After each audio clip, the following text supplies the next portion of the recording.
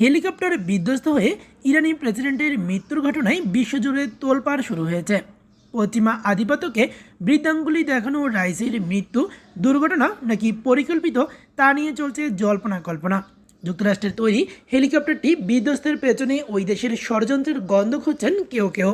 কারণ এর আগেও মার্কিন হেলিকপ্টার বিধ্বস্ত হয়ে প্রাণ গেছে বিভিন্ন দেশের সরকার ও রাষ্ট্রপ্রধানের। ইরানের শক্তিশালী প্রেসিডেন্ট ইব্রাহিম রাইসির রহস্যজনক মৃত্যুর ঘটনায় সরগরম আন্তর্জাতিক গণমাধ্যম ও নেট দুনিয়া। গণমাধ্যমগুলোতে বৈরী আবহাওয়ার জেরে হেলিকপ্টার বিধ্বস্ত হয়ে রাইসির মৃত্যুর খবর প্রকাশ পেলেও এটি নিছক দুর্ঘটনা নাকি পরিকল্পিত হত্যাকাণ্ড তা নিয়ে চলছে নানা আলোচনা। নেটিজেনদের অনেকেই এই ঘটনার পেছনে আঙ্গুল তুলছেন যুক্তরাষ্ট্রের দিকে। ইব্রাহিম রাইসি যে হেলিকপ্টারে ছিলেন সেটি ছিল মার্কিন হেলিকপ্টার বেল 212 মডেলের। যুক্তরাষ্ট্রের বেল টেক্সটন মহাকাশযান প্রস্তুতকারী প্রতিষ্ঠান প্রথম এটি তৈরি করে। 1968 সালে কানাডিয়ান বাহিনী প্রথম যুক্তরাষ্ট্রের কাছ থেকে এই হেলিকপ্টার কেনে। বার্তা সংস্থা রয়টার্স বলছে হেলিকপ্টারটি ছিল মাঝারি আকারের, এতে পাইলট সহ 15 জন বসতে পারেন। তবে 1979 সালে ইসলামী বিপ্লবের পর ইরানের কাছে এমন কোনো হেলিকপ্টার যুক্তরাষ্ট্র বিক্রি করেনি, এমন তথ্য উঠে এসেছে গণমাধ্যমে।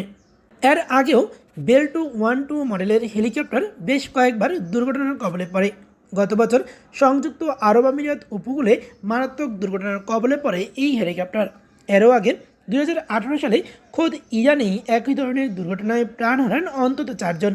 মার্কিন এই হেলিকপ্টারের দুর্বলতা নিয়েও সামাজিক যোগাযোগ মাধ্যমে উঠেছে প্রশ্ন।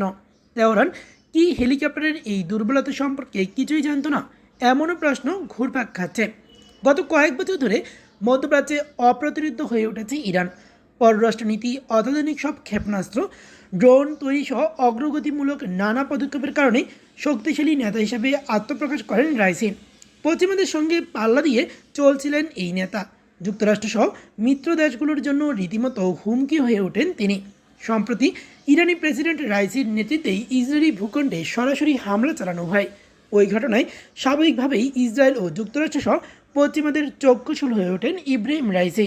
তাই হেলিকপ্টার বিধ্বস্তের এই ঘটনা নিছক দুর্ঘটনা এমনটি মনে করছেন না অনেকেই। হেলিকপ্টার বিধ্বস্তের পর কয়েকটি বিষয় সামনে এসেছে।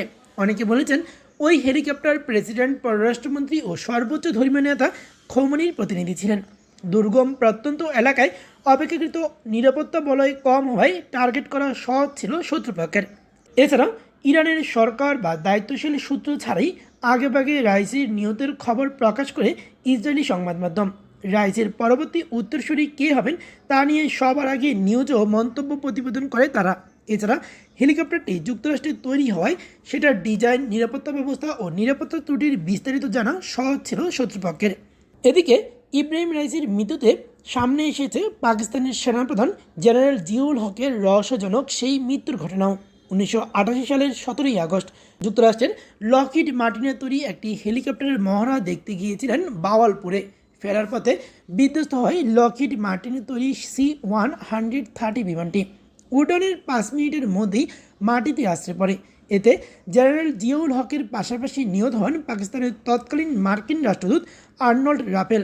এই ঘটনার পেছনে ওয়াশিংটনের হাত ছিল বলে পরবর্তীতে বিভিন্ন গণমাধ্যমে খবর প্রকাশ পায়। এমনকি যুক্তরাষ্ট্র নিজ রাষ্ট্রদূতের বিনিময়ে জিয়াউল হককে হত্যা করেছে এমন ভয়ঙ্কর কথাও প্রচলিত আছে। অনেকে মনে করেন নিজ রাষ্ট্রদূতকে হারিয়েও সেই সময় নীরব ছিল যুক্তরাষ্ট্র। রাইসির মৃত্যুতে এইসব অঙ্ক মেলানোর চেষ্টা করেছেন আন্তর্জাতিক সম্পর্ক বিশ্লেষকরা।